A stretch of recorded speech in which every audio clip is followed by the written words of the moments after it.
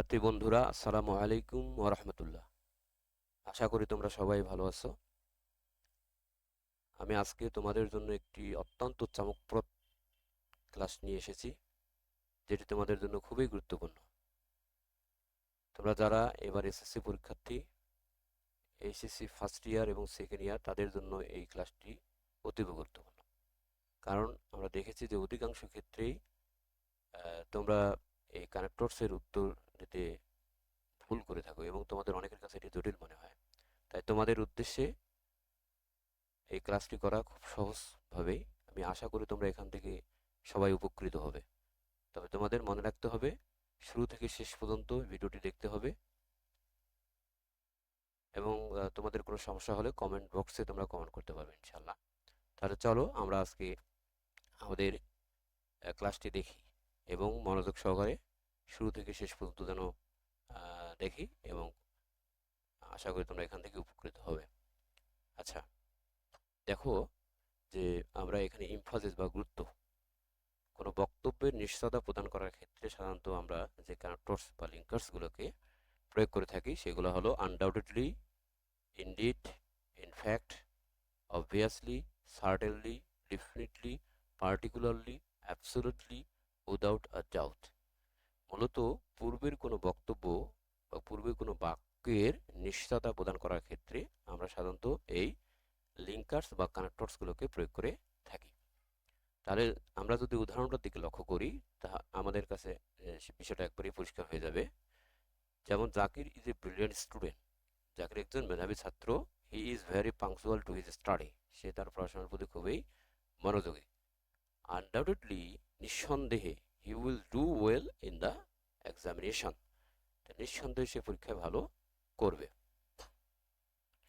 এরপরে আমরা দেখতেছি যে এডিশন বা অতিরিক্ত তথ্য যুক্ত করতে, অতিরিক্ত তথ্য যুক্ত করতে কোনো বক্তার বক্তব্যকে আমরা সমজাতীয় বাক্য, বিশেষ করে বক্তা একটা বাক্য বললো বা বক্তা সম্পর্কে বাক্য বলা হলো, সে সঙ্গে আরও তার সম্পর্কে যদি আমরা অতিরিক্ত তথ্য বা বাক্য যুক্ত করতে চাই, সেক্ষেত্রে আমরা এই কানেক্টরস বা লিঙ্কার্সগুলোকে ব্যবহার করতে পারি। Additionally, in addition, furthermore, also, besides, moreover, not only but also.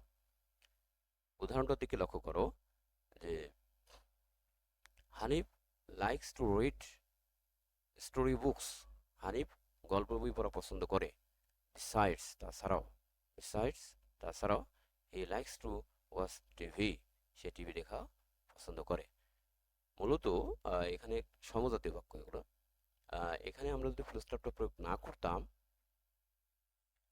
এই গ্যাপের মধ্যে আমরা অ্যান বা অ্যাজ ওয়েল অ্যাজ লিঙ্কার্স বা কানেক্টরসকে প্রয়োগ করতে পারতাম। আচ্ছা, এবার অর্ডার বা ধারাবাহিকতা বোঝাতে, অর্ডার বা ধারাবাহিকতা বলতে এখানে যখন আমরা কোনো ঘটনাকে ধারাবাহিকভাবে বর্ণনা করতে চাই, কোনো ঘটনাকে যখন ধারাবাহিকভাবে বর্ণনা করতে চাই, সেক্ষেত্রে আমরা লিঙ্কার্স বা কানেক্টরস হিসেবে firstly, secondly, thirdly, next, then, finally, at the end, at last, above all. মূলত finally, at the end, at last, above all আমরা যে কোনো একটাকে প্রয়োগ করতে পারবো। আচ্ছা, যেমন এখানে আমরা উদাহরণ হিসেবে দেখতে পারি, if you wants to improve your English. তুমি যদি তোমার ইংরেজিতে উন্নতি করতে চাও, firstly you need to read vocabularies. তারপর আমরা এখানে প্রয়োগ করতে পারি, secondly you need to practice, then you should communicate with your friend using your English. এইভাবে আমরা আমাদের এই ধারাবাহিকতার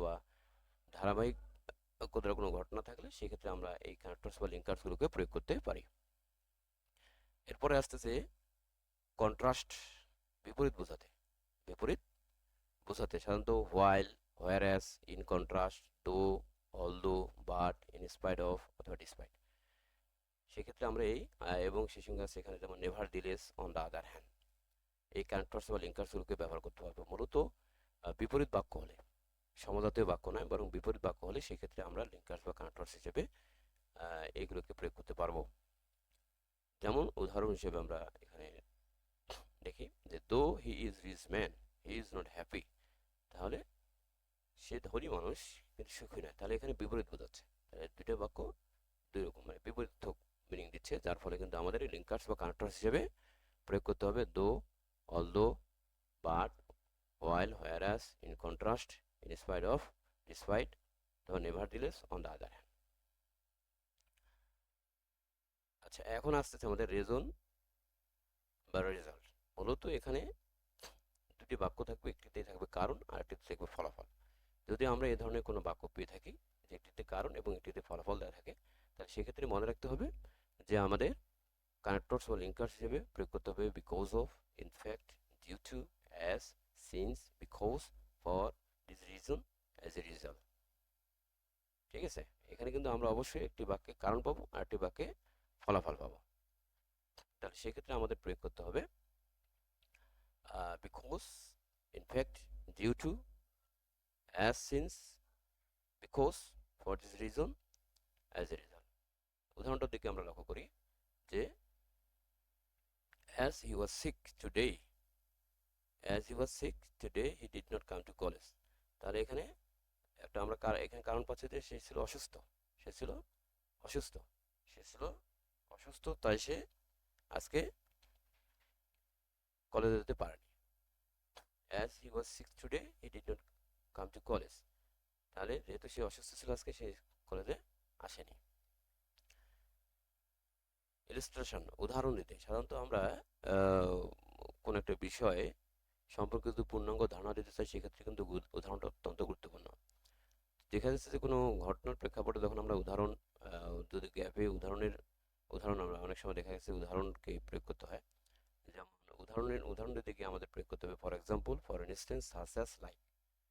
আমরা উদাহরণটার দিকে লক্ষ্য করি যে Bangladesh is a small country but she has many beautiful places. Bangladesh একটি ছোট্ট দেশ কিন্তু তার রয়েছে অনেক সুন্দর সুন্দর জায়গা, যেমন সাসেস, দ্য লালপুর, দ্য লালপুর। তাহলে এখানে আমরা উদাহরণ প্রয়োগ করতে গিয়ে প্রয়োগ করলাম সাকসেস। উদাহরণ প্রয়োগ করতে গেলে আমাদের উদাহরণ দিতে গিয়ে আমাদের কানেক্টরস বা লিঙ্কার্স হিসেবে প্রয়োগ করতে হবে ফর এক্সাম্পল, ফর ইনস্টেন্স, সাকসেস, লাইক অ্যাস। সো সবাইকে ধন্যবাদ। আজকে কানেক্টরস বা লিঙ্কার্স জন্য আমরা এটি আমাদের প্রথম ক্লাস। ইনশাল্লাহ আমরা দ্বিতীয় ক্লাসে সম্পূর্ণটাই শেষ করতে পারবো এবং সেই সঙ্গে কিছু প্র্যাকটিসও করবো ইনশাল্লাহ। ধন্যবাদ টুডে, থ্যাংক ইউ।